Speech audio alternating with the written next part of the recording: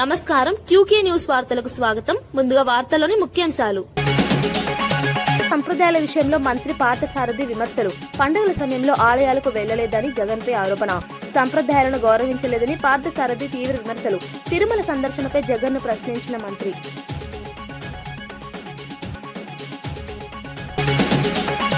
బీసీలకు తక్కువ నిధుల కేటాయింపుపై కవిత తీవ్ర విమర్శలు.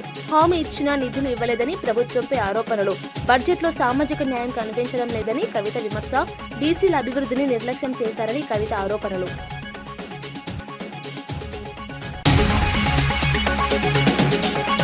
ఉగాది రోజున సీఎం ఎక్కడని ప్రశ్నించిన మాజీ మంత్రి రోజా. ప్రజలకు శుభాకాంక్షలు చెప్పలేదని సీఎంపై రోజా విమర్శ. పండుగ రోజున ప్రజల మధ్య లేరని రోజా ఆరోపణలు. నాయకులు బాధ్యతగా వ్యవహరించాలన్న రోజా సూచనలు. అన్ని వర్గాలకు న్యాయం చేసే బడ్జెట్ అని బీర్ల ఐలయ్య వ్యాఖ్య. వ్యవసాయానికి పెద్దపీట వేసిన బడ్జెట్ ఇదన్న ఐలయ్య. రైతులకు బోనస్ ఇచ్చి బలపరిచామని ఐలయ్య వెల్లడి. ప్రతిపక్షాలు విమర్శలు చేయడం సరికాదని ఐలయ్య వ్యాఖ్య.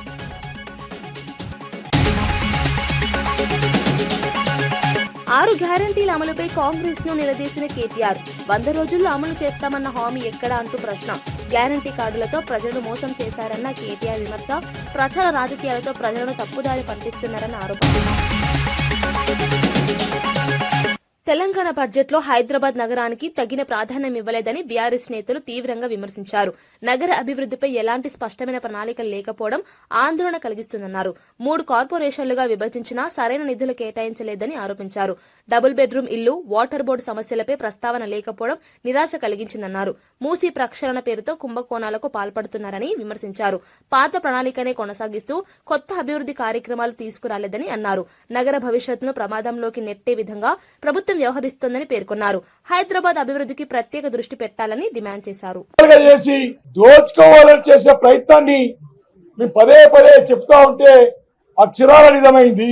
3 భాగాలుగా చేసినటువంటి కార్పొరేషన్ ₹1 పట్టని పరిస్థితి ఈరోజు. పైగా ఇక్కడ నుంచి వచ్చేటువంటి రాబడి, ఇక్కడ నుంచి వచ్చే ఆదాయమే తెలంగాణ రాష్ట్రానికి మొత్తం కూడా మరి ఉపయోగపడుతుంది. అలాంటి హైదరాబాద్ నగరాన్ని పూర్తిగా విస్మరించింది ఈ ప్రభుత్వం ఈ బడ్జెట్ లో. మరి ఎలాంటి స్పష్టత లేదు, ఎలాంటి క్లారిటీ లేదు. 3 కార్పొరేషన్లు చేశారు కానీ దానికి ఏ కార్పొరేషన్ కి అభివృద్ధికి ముందు తీసుకెళ్ళడానికి ₹1 కూడా పెట్టలేదు. దాని ప్రస్తావన లేదు. మంచి అధికారులను నియమించమని చెప్పారు కానీ దానికి ప్రత్యేకమైనటువంటి నిధులు కేటాయిస్తున్నారా?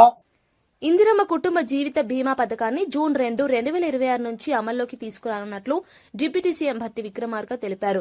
రాష్ట్రంలోని సుమారు 1,15,00,000 కుటుంబాలకు ఈ పథకం వర్తిస్తుందని చెప్పారు. ప్రతి కుటుంబానికి 5 లక్షల జీవిత బీమా సౌకర్యం కల్పించనున్నట్లు వెల్లడించారు. ప్రమాదాలు, అనారోగ్య పరిస్థితుల్లో కుటుంబాలకు ఆర్థిక భరోసా కల్పించడమే లక్ష్యమని తెలిపారు. పేద మరియు మధ్యతరగతి కుటుంబాలకు ఈ పథకం ఎంతో ఉపయోగపడుతుందని పేర్కొన్నారు. సామాజిక భద్రతను బలోపేతం చేయడానికి ప్రభుత్వం కట్టుబడి ఉందన్నారు. సంక్షేమ కార్యక్రమాల్లో ఇది ఒక కీలక అడుగని తెలిపారు. 1,15,00,000 కుటుంబాలకు ప్రతి కుటుంబానికి ₹5,00,000 జీవిత బీమా అందించే విధంగా జూన్ 2, 2026 నుండి ఇందిరమ్మ కుటుంబ జీవిత బీమా పథకంను నూతనంగా ప్రవేశపెడుతున్నాం. తెలంగాణ బడ్జెట్ అన్ని వర్గాలకు న్యాయం చేసే విధంగా రూపొందించబడిందని ఎమ్మెల్యే ప్రభుత్వ విప్ బీర్ల ఐలయ్య తెలిపారు. వ్యవసాయానికి పెద్దపీట వేసిన బడ్జెట్ ఇదని చెప్పారు. రైతులకు బోనస్ అందజేసి ఆర్థికంగా బలపరిచామని పేర్కొన్నారు.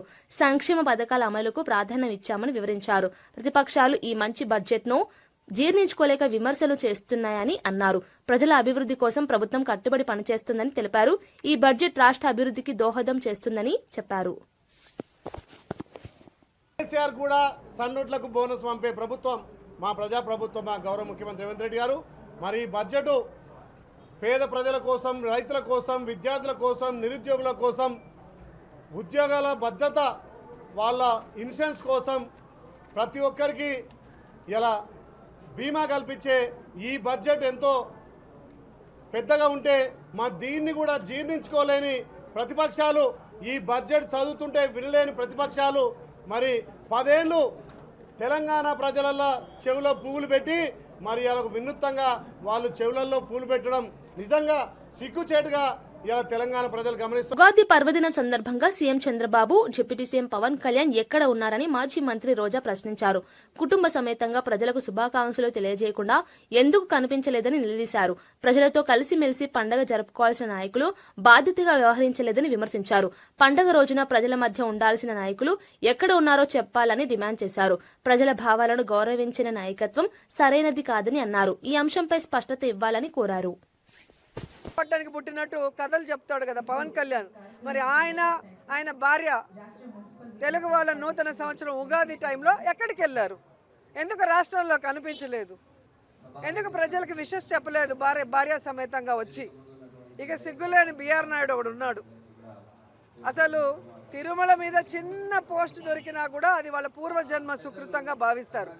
చైర్మన్ పదవి అయినా నాకేం పని లేదా, నాకేం ఇది అన్నం పెడుతుందా, నాకు హైదరాబాద్లో ఇన్ని బిజినెస్లు ఉన్నాయి, అన్నీ ఉన్నాయి, మరి రాజీనామా చేయి, నిన్ను ఎవడు కంటిన్యూ అవ్వమన్నాడు?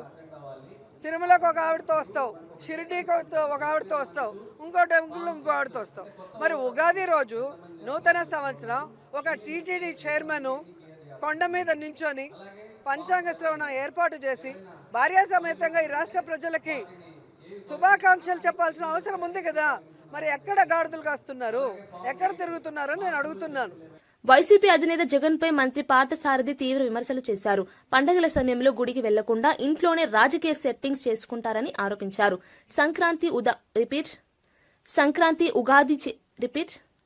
సంక్రాంతి, ఉగాది వంటి పర్వదినాల్లో కూడా సంప్రదాయాలను పాటించలేదని విమర్శించారు. హిందూ సంప్రదాయాలపై నిజమైన గౌరవం ఉంటే సతీ సమేతంగా ఆలయానికి వెళ్లి పట్టు వస్త్రాలు సమర్పించేవారని అన్నారు. అబ్దుల్ కలాం వంటి మహానుభావులు కూడా సంప్రదాయాలను గౌరవించారని గుర్తు చేశారు. జగన్ ఎప్పుడైనా డిక్లరేషన్ ఇచ్చి తిరుమలను సందర్శించారా అని ప్రశ్నించారు. సంప్రదాయాల విషయంలో ద్వంద్వ వైఖరి అవలంబిస్తున్నారని మండిపడ్డారు. ఒక్కడి మనోభావాల్ని దెబ్బతీసిన పార్టీ అని చెప్పేసి నేను మనం చేస్తాను. లేతే హిందూ సాంప్రదాయాన్ని గౌరవించే ప్రయత్నం కానీ చేయరు. కానీ ఇంట్లో ఒక డ్రామా సెట్టింగ్ వేసేస్తారు. ఆయన కొంతమంది అసిస్టెంట్లు ఉంటారు.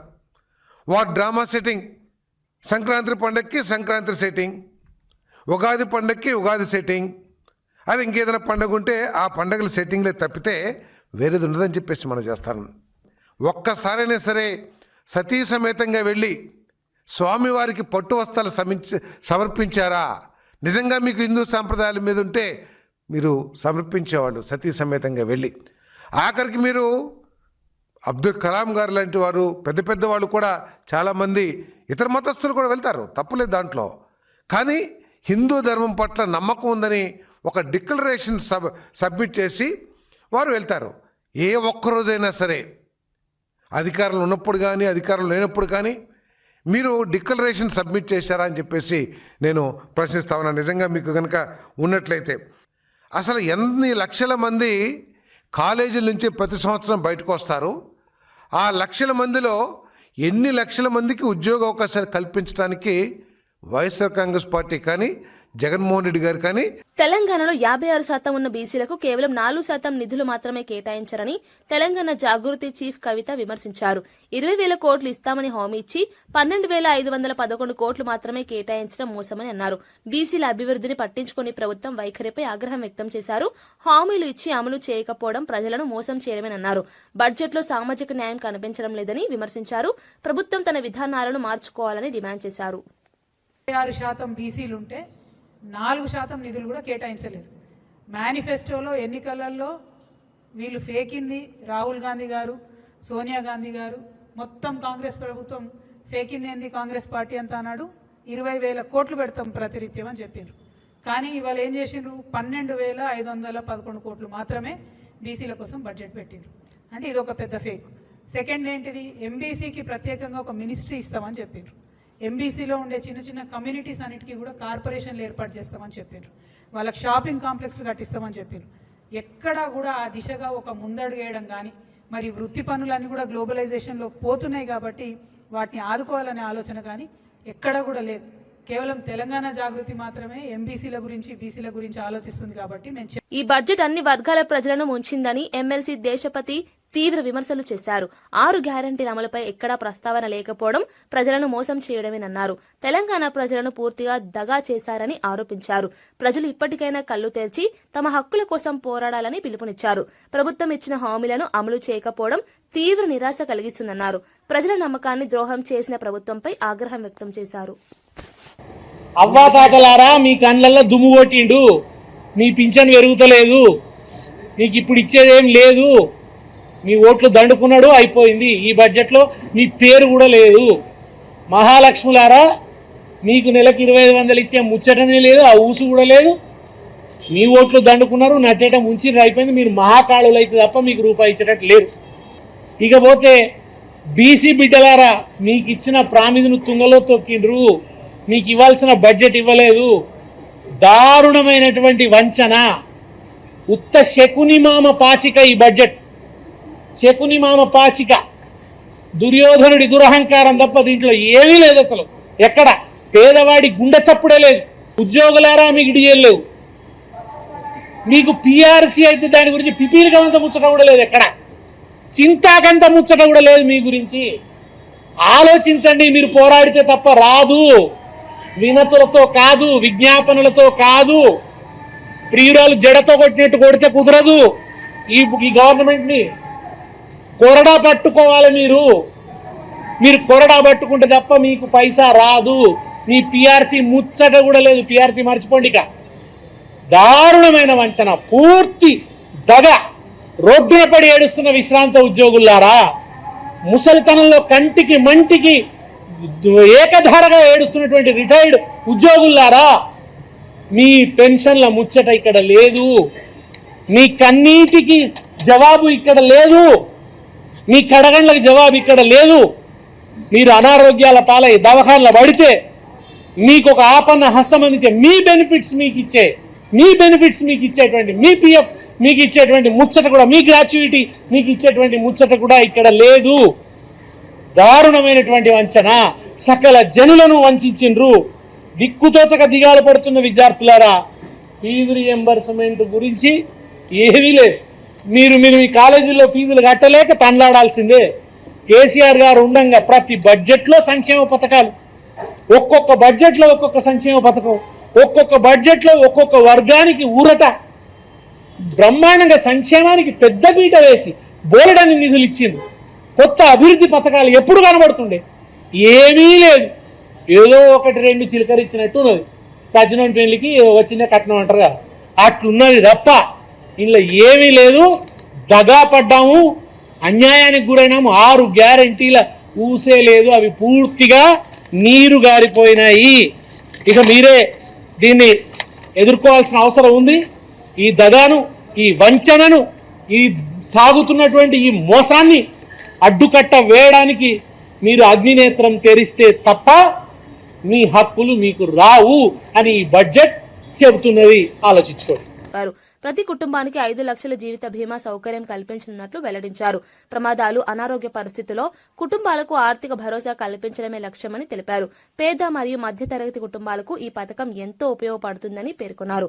సామాజిక భద్రతను బలోపేతం చేయడానికి ప్రభుత్వం కట్టుబడి ఉందన్నారు. సంక్షేమ కార్యక్రమాల్లో ఇది ఒక కీలక అడుగని తెలిపారు. సంబంధం లేకుండా, సామాజిక అంతరాలతో సంబంధం లేకుండా, పేద మధ్యతరగతి ధనిక అనే తేడా చూడకుండా రాష్ట్రంలోని 1,15,00,000 కుటుంబాలకు ప్రతి కుటుంబానికి 5 లక్షల రూపాయల జీవిత బీమా అందించే విధంగా జూన్ 2, 2026 నుండి ఇందిరమ్మ కుటుంబ జీవిత బీమా పథకంను నూతనంగా ప్రవేశపెడుతున్నాం. తెలంగాణ బడ్జెట్ పూర్తిగా మోసమని మాజీ మంత్రి జగదీష్ రెడ్డి విమర్శించారు.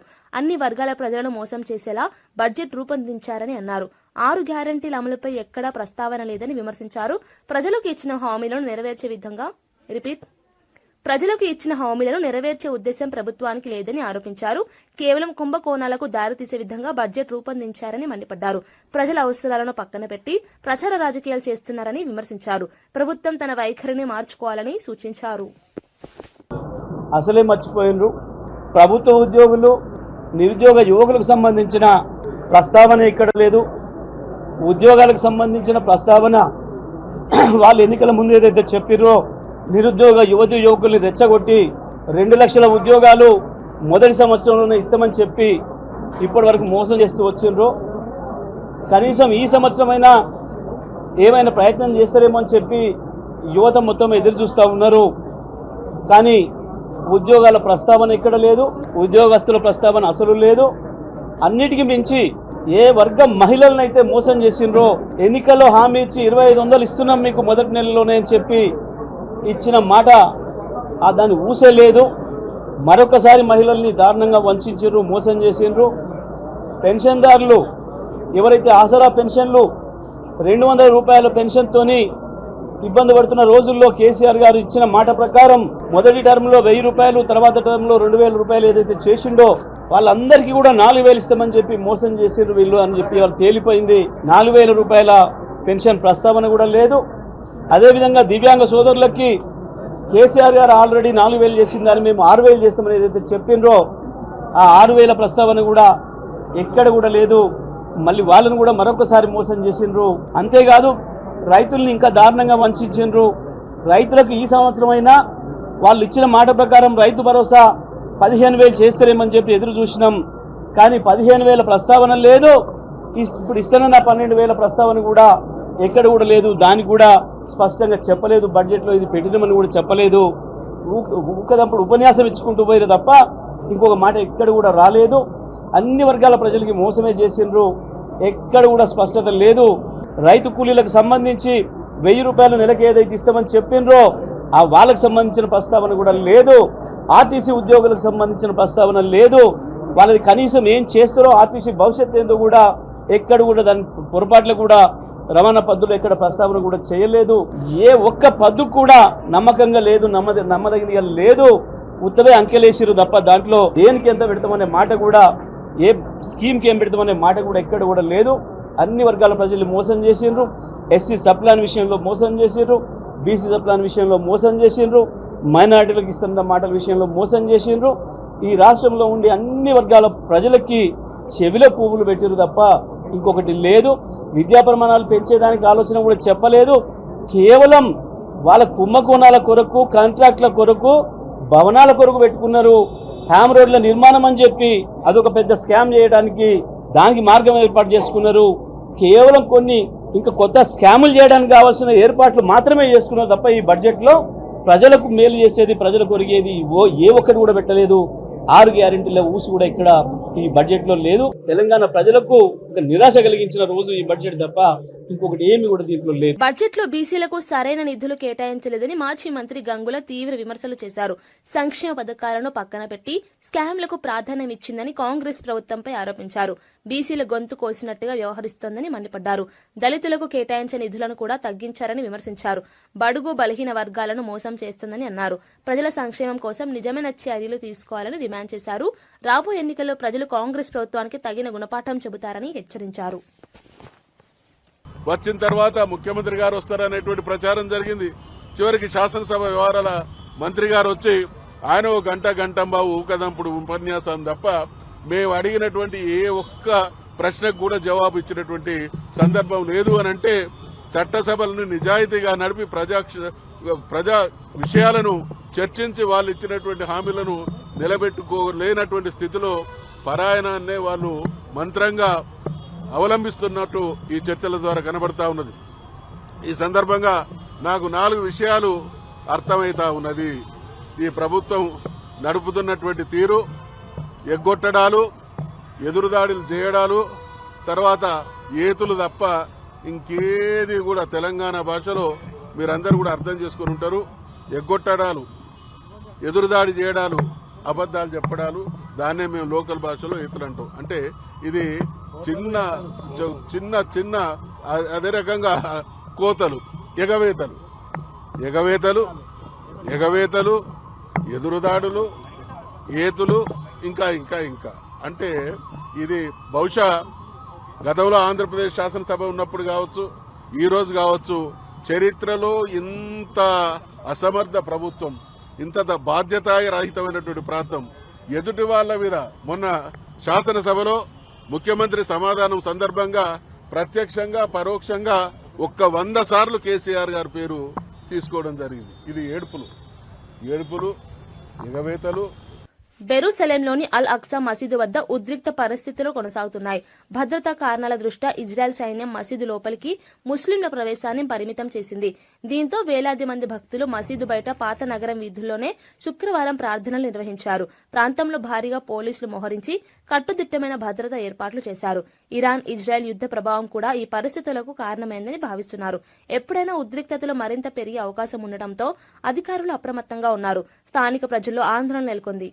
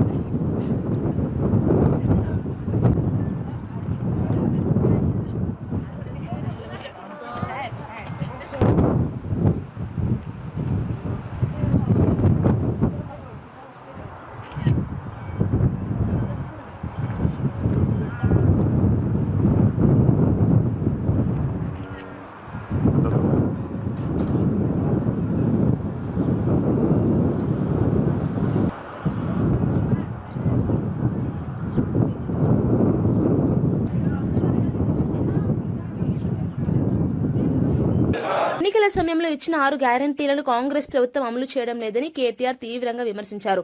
100 రోజుల్లో అమలు చేస్తామని బాండ్ పేపర్లు ఇచ్చి ఇప్పుడు మాట తప్పిందని అన్నారు. గ్యారంటీ కార్డులు పంచి ప్రజలను మోసం చేశారని ఆరోపించారు. అన్ని వర్గాల ప్రజలను వంచిస్తున్నారని మండిపడ్డారు. హామీలను అమలు చేయకుండా అబద్దాల ప్రచారం చేస్తున్నారని విమర్శించారు. ప్రభుత్వం ప్రజల నమ్మకాన్ని కోల్పోతుందని హెచ్చరించారు. ప్రజా సమస్యలపై దృష్టి పెట్టకుండా ప్రచార రాజకీయాలు చేస్తున్నారని అన్నారు. ఇచ్చిన మాట నిలబెట్టాలని డిమాండ్ చేశారు. మూడవ బడ్జెట్ లో కూడా గ్యారంటీ అన్న మాట లేకుండా, డిక్లరేషన్ అన్న మాట లేకుండా ఇవాళ ప్రతి వర్గాన్ని వంచిస్తున్నది కాంగ్రెస్ ప్రభుత్వం. బలహీన వర్గాలకు 1,00,000 కోట్ల బడ్జెట్ అన్నారు. ఇది మూడవ బడ్జెట్. మరి ఇప్పటికే 60,000 కోట్ల బడ్జెట్ పెట్టి ఉండాల, కానీ 3 కలిపితే కూడా 20,000 కోట్లు దాటట్లేదు. అందుకే ఈ రాష్ట్ర ప్రజల తరపున, ఈ రాష్ట్రంలోని 46 లక్షల మంది వృద్ధులు, వితంతువుల తరపున 4,000 పెన్షన్ ఎప్పుడు ఇస్తారు అని బడ్జెట్ లో ప్రభుత్వాన్ని అడుగుతాం. ఈ రాష్ట్రంలోని 1,88,00,000 మంది ఆడపిల్లలు ఎవరైతే 18 ఏళ్లు నిండిన వాళ్ళు ఉన్నారో 2,500 రూపాయలు మహాలక్ష్మి ఎప్పుడొస్తుందా అని ఎదురు చూస్తున్న వారు ఎవరైతున్నారో ఈ బడ్జెట్ లో కాంగ్రెస్ ప్రభుత్వం స్పందించకపోతే తప్పకుండా ఈ ప్రభుత్వాన్ని వదిలిపెట్టం, నిలదీస్తాం. అట్లాగే మరి రాష్ట్ర వ్యాప్తంగా 5 లక్షల మంది దివ్యాంగులు 6,000 పెన్షన్ కోసం ఎదురు చూస్తున్న వారి తరపున ప్రభుత్వాన్ని నిలదీస్తాం. ఇవి మాత్రమే కాదు, మీరు చెప్పిన 6 గ్యారంటీలు, 420 హామీలు, మీరు రాసిచ్చిన బాండ్ పేపర్లు ఇవాళ నీటి మీద రాతలైనాయి, నీటి మూటలైనాయి తప్ప. వార్తలు ముగించే ముందు ముఖ్యాంశాలు మరోసారి. సంప్రదాయాల విషయంలో మంత్రి పార్థసారథి విమర్శలు. పండుగల సమయంలో ఆలయాలకు వెళ్లలేదని జగన్పై ఆరోపణ. సంప్రదాయాలను గౌరవించలేదని పార్థసారథి తీవ్ర విమర్శలు. తిరుమల సందర్శనపై జగన్ను ప్రశ్నించిన మంత్రి.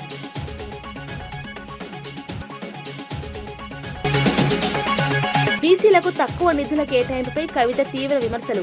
హామీ ఇచ్చినా నిధులు ఇవ్వలేదని ప్రభుత్వంపై ఆరోపణలు. బడ్జెట్లో సామాజిక న్యాయం కనిపించడం లేదని కవిత విమర్శ. బీసీల అభివృద్ధిని నిర్లక్ష్యం చేశారని కవిత ఆరోపణలు.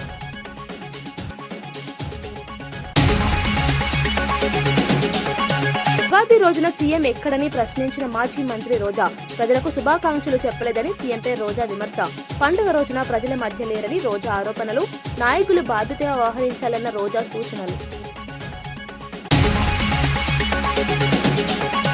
అన్ని వర్గాలకు న్యాయం చేసే బడ్జెట్ అని బీర్ల ఐలయ్య వ్యాఖ్య. వ్యవసాయానికి పెద్దపీట వేసిన బడ్జెట్ ఇదన్న ఐలయ్య. రైతులకు బోనస్ ఇచ్చి బలపరిచామని ఐలయ్య వెల్లడి. ప్రతిపక్షాలు విమర్శలు చేయడం సరికాదని ఐలయ్య వ్యాఖ్య.